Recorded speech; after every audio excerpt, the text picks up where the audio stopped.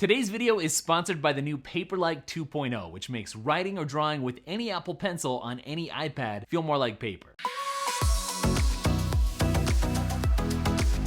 Hey, it's Chris, back today with at least a smiling face to hang out with you guys during the weird corona-ness that's going around. Now look, the setting's a little bit different here today. Why is that? It's because I want to give you guys a good look at the actual video capabilities of the iPad Pro itself. So I'm shooting the A-roll, the talking head part of this whole video on the iPad itself. I should point out though, the audio for this video is coming from this little lav mic, but just so you can hear, this is what the audio from the iPad itself actually sounds like with those upgraded mics. And we're gonna do another test with a podcast coming up where I'm gonna record the whole podcast on the internal mics of this new iPad. So look, is this new 2020 iPad Pro, is it something you should be excited about? Or is it something you should skip? Should you upgrade? Or should you wait for that rumored new iPad Pro that is rumored to be coming even later this year? Let's talk about all that. All right, so let's think about which iPad you need even, Pro or otherwise. Listen, if you just want a basic iPad, then 10.2 inch, $329. If you want max portability, then iPad mini, $399. If you want an iPad that does a little more, then you're looking at the 10.5 inch iPad Air for $499. But then, if you want some extra power, now you're looking at the 11 inch iPad Pro that starts at $799. Okay, you want more power and more usable screen space? 12.9 inch iPad Pro starts at $999. So maybe that will help you out, just in terms of blanket overall making a decision. So it's been a while since the 2018 iPad Pro came out, and the iPad Pro that I grabbed when that model was released was the 11 inch. And so this year I switched things up and I got the 12.9 inch, but I told you guys, I was looking at getting this 12.9, the larger one this year, even though I really like the portability of the 11 because I'm stuck at my desk a lot of the day and I wanted that extra screen real estate, especially for Sidecar. So right now at my desk, I got it set up like this. I got my 12 South Compass Pro stand, which I really like the angle of, and which is adjustable, by the way. And I'm using Apple's latest trackpad with the Logitech MX Keys keyboard, which feels great, and I love those function keys. And also that keyboard lets me switch really quickly between typing on my iPad or my Mac. It's pretty sweet for a dual setup. And then also I gotta say, I love using my Beat Solo Pros with the iPad Pro for controlling the volume and using Siri. Now, when I'm not at my desk, I have been trying out that new Smart Keyboard Folio, which no, isn't the really awesome floaty keyboard. That's not out till May, but this one has a slightly darker color than the last version, and they also snuck in a new Apple logo on the back. But other than that, that's literally all that's new. Now, even though it's not out yet, let me just mention that new Smart Keyboard, because when it comes out in May, I'm gonna get it, gonna review it, but one thing I'm really excited about, aside from the new keyboard and everything, and the floaty aspect, is that new USB-C port, because even if it's just for charging, that is gonna free up the other USB-C so I can actually plug in some other stuff, camera, external drive, whatever. So in a way, you do have two USB-Cs, even if one is just for pass-through charging. But I'm still really excited. Oh, and for everybody asking, that is going to work with the 2018s. Now, as far as apps go for your iPad Pro, I made a whole video about it a long time ago, still very applicable. I'll link it up down below, but some of the things I'm excited to try out include iMovie, because it just got a trackpad update. Really excited to try out, finally, Ferrite Pro, which will let me record my podcast in really high quality, direct from my really nice XLR mic if I find the right adapter, onto the iPad, edit the podcast, the Daily Tech After Party, subscribe if you haven't, on the iPad itself. Then of course, Filmic Pro for filming, that's what I'm using right now, Procreate for sketches, and then just my usual productivity stack, which includes Drafts, Notion, MindNode, all of that stuff. I'll link up some of that down below too. So here's the big question. What is actually new with the 2020 model versus the 2018? And here's the thing, probably, disappointingly to some of you, less than you have hoped, would have wanted, but also as we go through it, more than you might have realized. For starters, the design is exactly the same on the 2020 versus the 2018, minus the camera bump, but we'll talk about that in a second. But otherwise, still almost bezel-free and rocking that Face ID. One thing that is new on the 2020 design is that it comes with 6 gigs of RAM standard, which is 50% more than we got in 2018. Now, typically, iPads just don't need as much RAM as Macs do, but as iPad apps continue to get more complex and sophisticated, then this extra RAM is gonna come in handy in the future, maybe the near future. Now, I'm pretty sure if you're looking into this, you might have come across a bunch of sensationalized press coverage saying that the new processor in the new iPad is really just a modified version of the older processor. They just activated that one extra core. Here's the deal. It's barely faster than the 2018. That's for sure, but that's another way of saying it's still really fast, which is also another way of saying if you're thinking about upgrading and you were just hoping to upgrade to increase performance, you don't really need to do that unless you're doing one thing. If you're doing 4K video work and exporting, that's about 50% faster now, exporting a 4K video. But yeah, it's still faster than the 2019 13-inch MacBook Pro.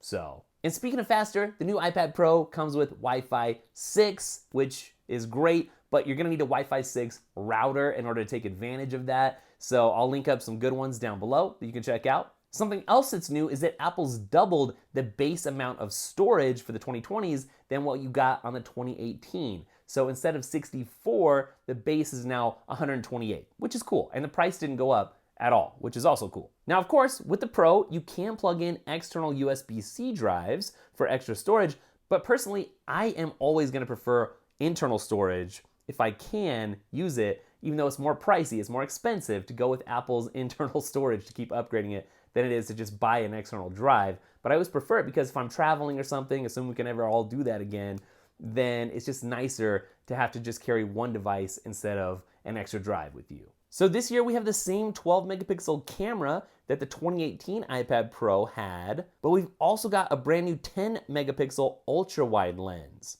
So a lot of people are just like, well, who cares? I don't need really great cameras on the back of my iPad. I even saw somebody at The Verge, heard on the podcast talking about what if Apple slapped really great cameras on the back of a MacBook, case and then charge you extra for it. But that's really missing the point, I think. There are people that are gonna use this, even though maybe not the majority of people, but like a lot of business people take this to the job site and take pictures and stuff, make notes because it's all on one device. It's just really convenient. And like I've been saying, a lot of creators use this to shoot and then edit and then publish all on one device. It's a good workflow. Basically, you might not care, but there are people out there that do. Oh, here's another thing that hasn't changed from the 2018. If you try to bend it, it's gonna bend. So don't try to bend it and you'll be good to go. If you're worried about it, stick a case on there. That's gonna help, right? Just use your common sense. Okay, so let's talk about that new LiDAR sensor, which is basically gonna help you with augmented reality at the moment. That's why it's here. So again, a lot of people are just gonna be like, well, I don't really do a lot with AR. Maybe I don't care about that. And maybe you don't. But even so, there's a lot of fun to be had with AR. I've been having some fun with it. But right now, I think where AR really shines is just in the educational realm. Whether it's for young kids or at college, university, AR and education stuff goes really, really well together. So again, great for students. I understand it's not super exciting right now at the moment at launch, but it is exciting kind of in a roundabout way because what Apple's basically doing is getting this technology into the hands of developers. And it's just gonna help usher in the coming wave of AR awesomeness. And I'll just leave it like that. I mean, in a lot of ways, this iPad is not for you. If you already had a 2018, it's probably not really for you. If you're not a developer, it's probably not really for you. If you're a student, then maybe it's really for you. Or if you're a business person, yeah. Or a creator, maybe it's for you. But for a lot of people, this is gonna be an unnecessary upgrade. All right, so let's talk about the sizes and compare that a little bit, just between the 11-inch and the 12.9 inch. This is a good time to touch on that again and help you decide which one you wanna get. One thing you should understand is there's absolutely no performance difference whatsoever between even the base model, 11-inch, and the fully maxed out 12.9 inch.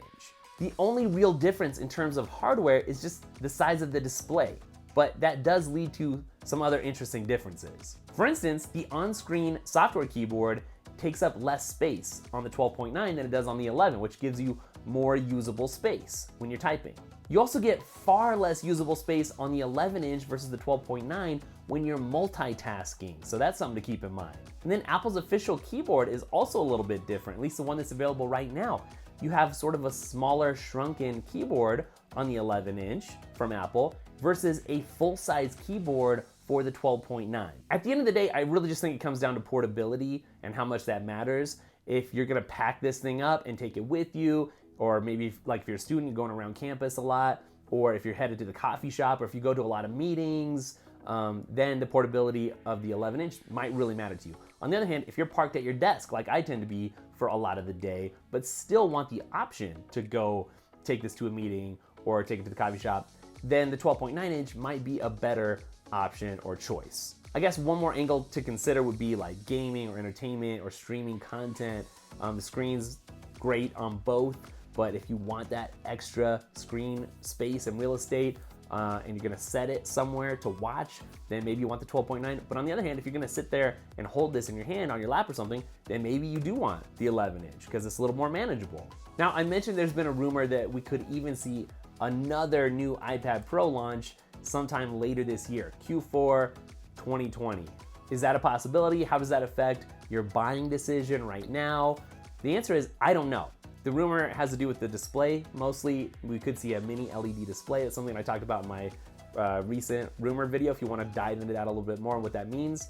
But I would just say, when you need something, you need it. That's kind of my guiding principle and rule. So I just think if you need an iPad right now and it happens to be the Pro right now, then I would say get it right now. And you're not gonna be disappointed by the screen, I wouldn't say.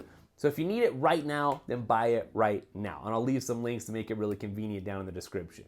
Can you guys notice I've been a little bit sick? That's because I'm getting over something. Hopefully it's not the thing, right? But I am getting better, but the show must go on. So here we are. If you own an iPad or you're looking to get one soon, then check out today's sponsor, Paperlike, now in the second version, which is an accessory that makes it feel and sound more like you're using real paper when you're working with an Apple Pencil. One of my favorite things about the new Paperlike is that it's much clearer to watch movies or view content through it when you're not writing or drawing. Paperlike actually gives you more control with your Apple Pencil thanks to that paper-like resistance that it offers. And yes, it really makes a difference. Plus, it reduces glare and fingerprints, which who doesn't want that? Paperlike's great for anyone who wants to use apps like Apple Notes or Notability or Procreate or Affinity Photo, among many others. When you place an order, you're gonna get 2 Paperlike covers plus application accessories, along with free worldwide shipping and a 100% satisfaction guarantee. You can place a Paperlike 2.0 order using the link down in the description. I have really been loving the 2020 iPad Pro, obviously, of course. It's Chris. What did you think? I was gonna hate it? But the thing is, if you're coming from an older generation iPad or you've never had a Pro before, you're not gonna be disappointed, I can say that. There's nothing that I have disliked really about it. An iPad is sort of an iPad, and this is the best iPad there is. And I should say, if you're on the fence about whether you should get a Mac Air, the new Air, or this, the 2020 iPad Pro, then check out the video I made about it. Really breaking down all the differences, and that will help your buying decision there. But I've been using this in kind of an interesting way with that dual hybrid setup in terms of using that keyboard that I can switch between the iPad and the Mac. I've got them both on my desk. The Mac's hooked up to my super ultra wide, and then I can use this iPad as an iPad with the trackpad if I want to, or I can, turn on Sidecar and just use it as extra screen real estate. It's been a really cool double setup. So if you are interested, I can make a video about that dual setup and the advantages and disadvantages and how I'm actually using it, and is that even something that someone should do or consider? So let me know down in the comments. And I will say, even though I already made a video all about the trackpad support coming to the iPad, which you should check out too, I'm not gonna go too deep into that in this video, but that has just made the iPad so much cooler and better and more usable for me. I find myself, even more than before, wanting to do my tasks on an iPad first instead of defaulting to the Mac. And I'll say this, if they come out with Final Cut Pro, ever, for the iPad Pro, and they don't do it like Photoshop, when real Photoshop came to the iPad Pro and it was missing a bunch of features, if they bring real, fully featured Final Cut Pro to the iPad, I could be done with Macs, like totally, honestly.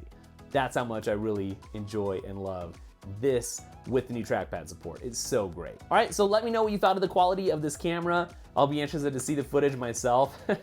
I've been using this app right here to kind of see and control the camera. It's Filmic Pro with the remote there. So Anyways, let me know. Don't forget to follow at Daily Tech, spelled Daily TEKK on Instagram and Twitter. Don't forget to check out the podcast, and I'll catch you guys in the next episode. Later.